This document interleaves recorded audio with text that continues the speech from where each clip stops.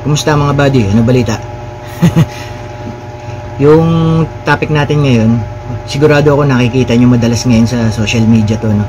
Yung sinasabi nila na mga ban daw, mga ban na nangunguha ng mga bata. Meron nga rin akong parang nakita na hindi na mga bata yung kinukuha, kahit mga adult na.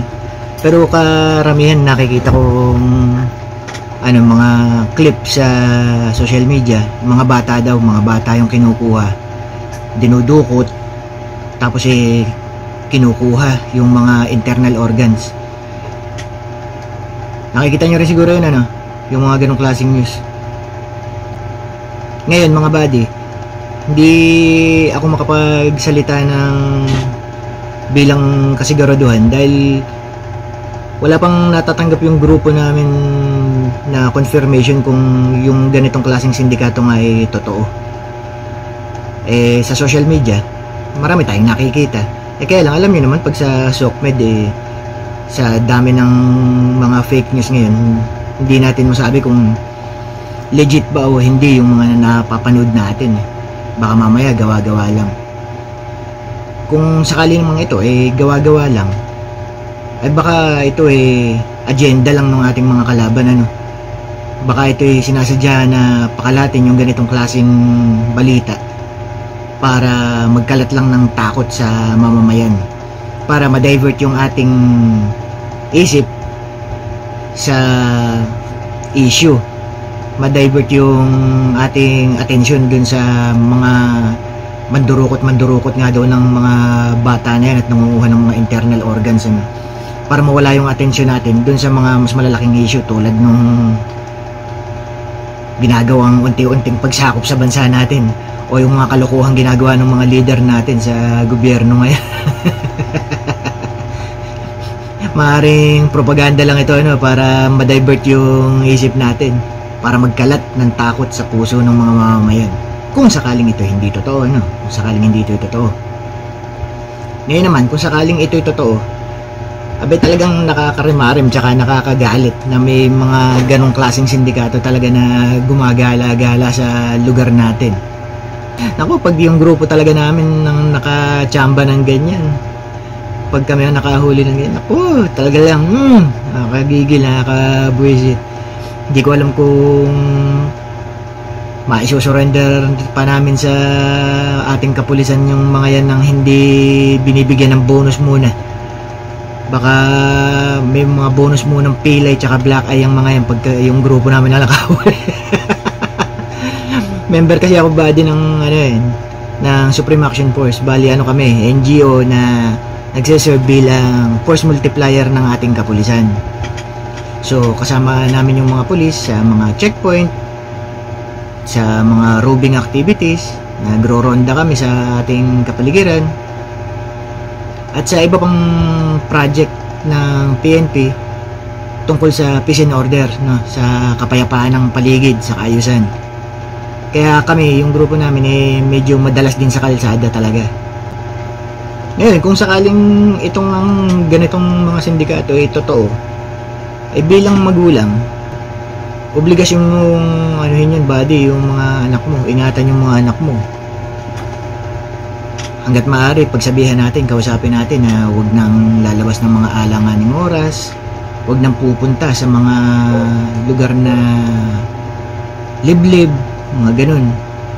Kasi itong mga ganitong klaseng sindikato, hindi naman yan basta-basta titira ng sila malalagay sa peligro din. Siyempre, hindi yan basta-basta titira sa mga matataong lugar, hindi yan basta-basta titira sa mga maliliwanag na lugar. Yung sa oras naman, kung mga umaga, tanghali, hindi siguro basta-basta gagalaw yung mga yan kasi syempre mag-aalanganin sila dun pag nagkaroon ng mga witnesses.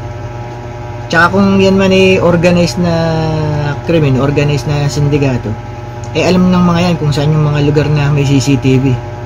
Kaya pangaralan na lang natin yung ating mga anak, yung mga kabataan, na huwag pumunta sa mga alanganing lugar, lalo sa mga alanganing oras.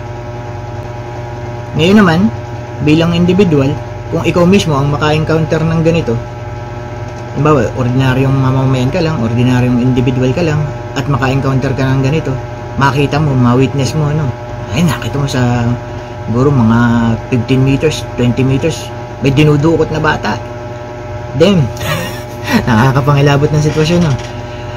May papayo ko mga buddy, huwag kang susugod, huwag kang magpapakabayani. Hindi ko sinasabing huwag kang gumawa ng aksyon, ha? Sinasabi ko lang, huwag mo ilagay sa alanganin yung sarili mo. Huwag kang susugod, huwag kang magpapakahiro. Kaya importante na alam natin yung mga emergency hotline sa lugar natin. Emergency hotline ng barangay at emergency hotline ng pulisya.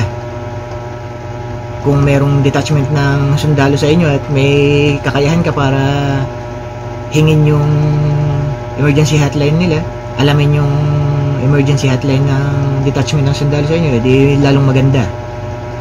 Pero wag ikaw mismo ang susugod, magtawag ka ng kakampi dahil baka ikaw pang madisgrasya kung sakali.